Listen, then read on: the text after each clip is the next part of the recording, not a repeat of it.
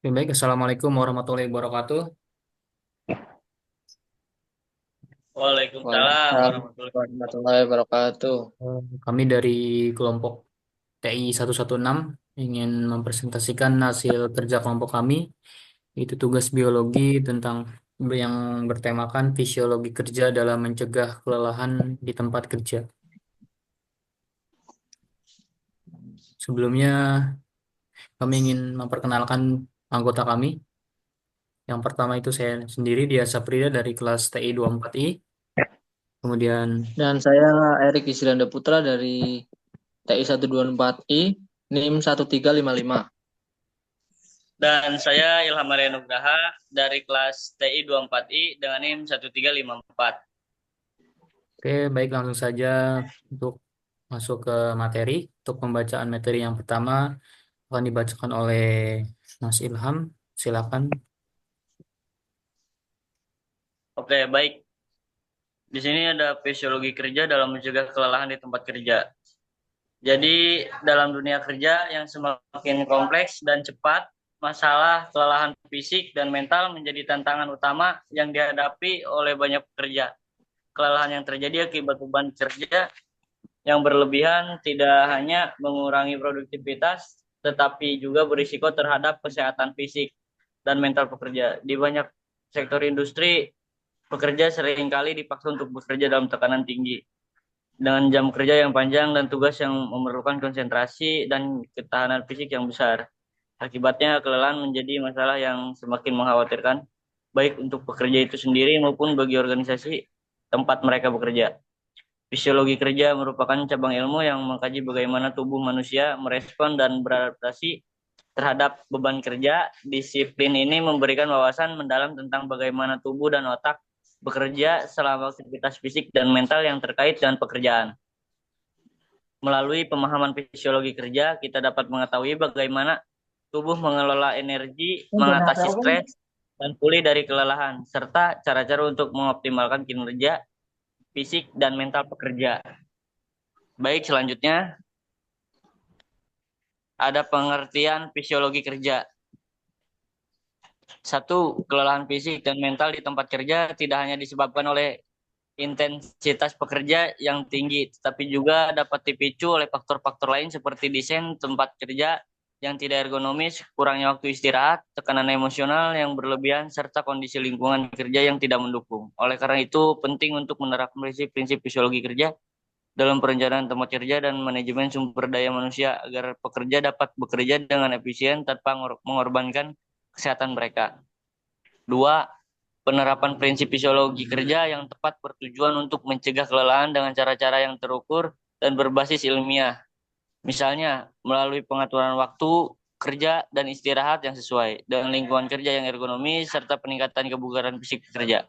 Oleh karena itu, semakin banyak perusahaan dan organisasi yang mengintegrasikan pemahaman fisiologi kerja dalam kebijakan mereka untuk meningkatkan kesejahteraan pekerja sekaligus mencapai kinerja yang optimal.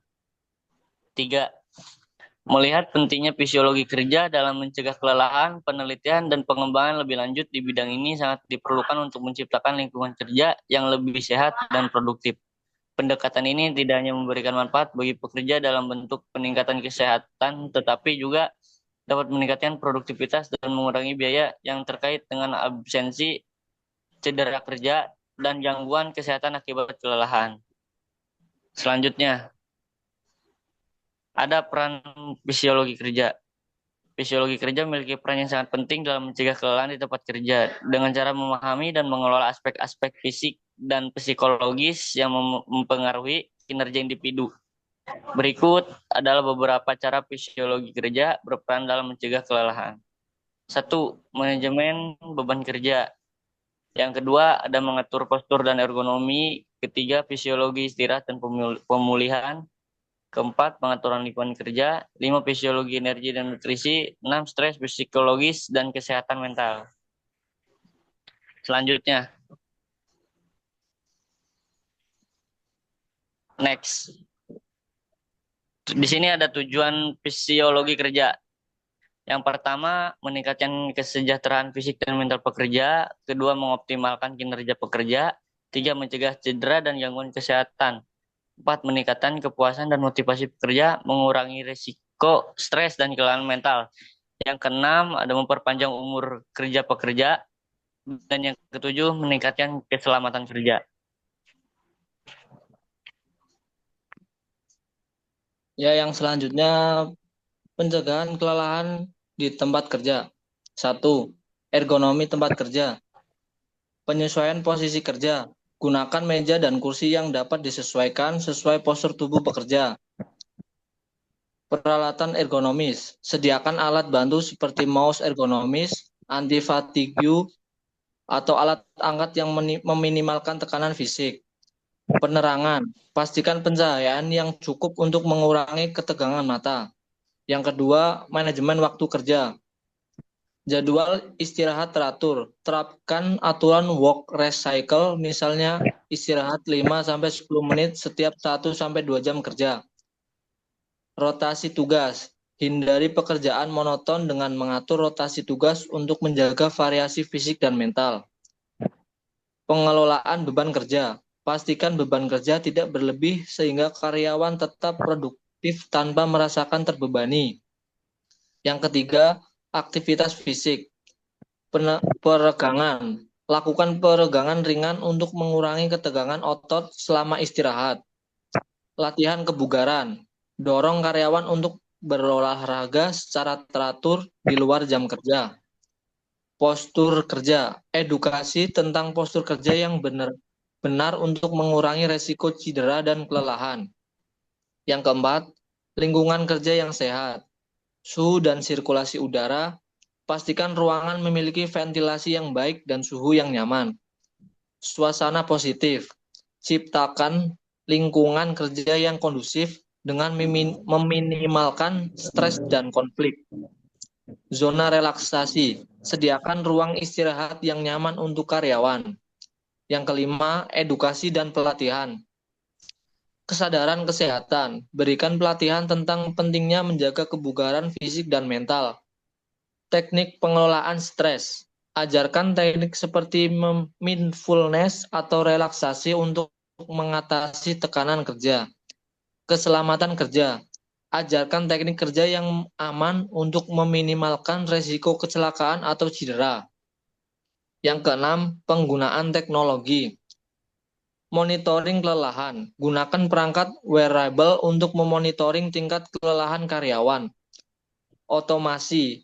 Implementasi teknologi untuk mengurangi tugas-tugas berat atau berulang. Pendekatan ini tidak hanya membantu mengurangi resiko kelelahan, tetapi juga meningkatkan produktivitas dan kesejahteraan karyawan secara keseluruhan.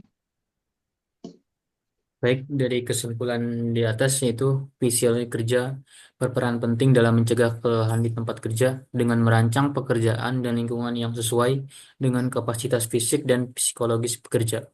Melalui pengaturan beban kerja yang moderat, desain tempat kerja yang ergonomis, serta pengelolaan waktu istirahat yang baik, fisiologi kerja membantu menjaga kesehatan pekerja, meningkatkan produktivitas, dan mencegah stres serta cedera. Dengan memperhatikan aspek-aspek ini, pekerja dapat terhindar dari kelelahan yang dapat mengganggu kinerja kerja dan kesehatan dan kesejahteraan mereka. Kemudian ada kesimpulan lagi.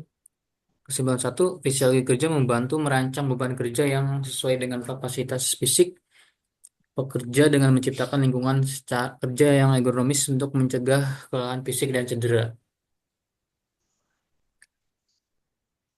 Kemudian ada daftar pustaka yaitu dari Genjen E. dan Kromer tahun 1997 yang menerangkan sumber penting tentang ergonomi dalam desain tempat kerja dan pencegahan kelelahan fisik. Dan dari Sadeghi tahun 2020 itu yang menjelaskan tentang artikel jurnal yang mengulas berbagai desain tempat kerja yang mendukung kesehatan pekerja. Baik, itu saja yang bisa kami sampaikan. Kurang lebihnya mohon maaf. Wabillahi taufiq wal hidayah. Assalamualaikum warahmatullahi wabarakatuh. Warahmatullahi wabarakatuh. Waalaikumsalam warahmatullahi wabarakatuh.